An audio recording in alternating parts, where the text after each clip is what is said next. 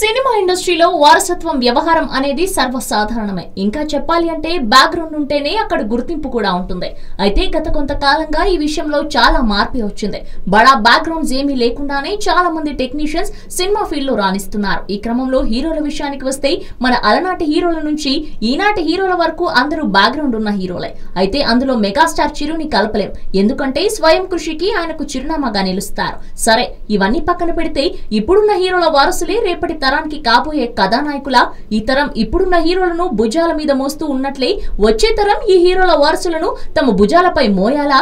రేపటి తరం హీరోలు వీళ్ళేనా అంటే అవును అని అంటున్నాయి సినిమా వర్గాలు. అసలు విషయంలోకి వెళ్తే ప్రస్తుతం పవర్ స్టార్ హీరోగా రిటైర్ అవ్వకుండానే పొలిటికల్ గా బిజీ అయ్యాడు. ఇక ఆయన వారసుడిగా అకిరానందన్ ఇప్పటికీ చైల్డ్ ఆర్టిస్ట్ గా ఒక సినిమా చేశాడు. ఫ్యూచర్ పవర్ స్టార్ గా అకిరా ఖచ్చితంగా మారనున్నాడని తెలుస్తోంది. ఇక బాలయ్య కుమారుడు మోక్షజ్ఞ ఎంట్రీ కూడా ఈ ఏడాది ఉంటుందని ఇప్పటికీ వార్తలు వినిపిస్తున్నాయి. అయితే పలు కారణాల చేత ఈ సినిమా లేట్ అవుతోంది. మరోపక్క మాస్ మహారాజా రవితేజ కుమారుడు ఇప్పటికే రాజా ది గ్రేట్ లో నటించి అందరినీ మెప్పించాడు.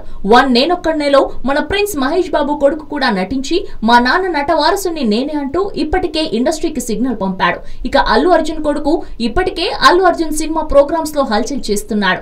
ఎన్టీఆర్ కుమారుడు కూడా సోషల్ మీడియాలో మోస్ట్ వైరల్ అయ్యే ఫొటోస్ లెక్కల్లో ఉన్నాడు. ఇక ప్రిన్స్ కుటుంబానికి చెందిన సుధీర్ బాబు కొడుకు కూడా సినిమాలంటే ఇంట్రెస్ట్ చూపిస్తున్నాడట.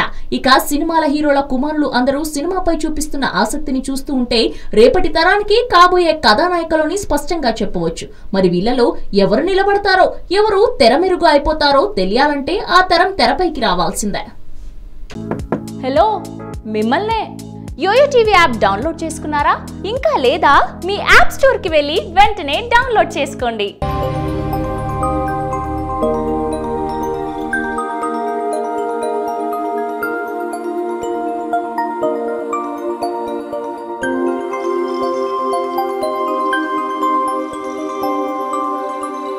ఈ వీడియో గనుక మీకు నచ్చినట్లయితే లైక్ చేయండి, షేర్ చేయండి అండ్ సబ్స్క్రైబ్ చేయండి.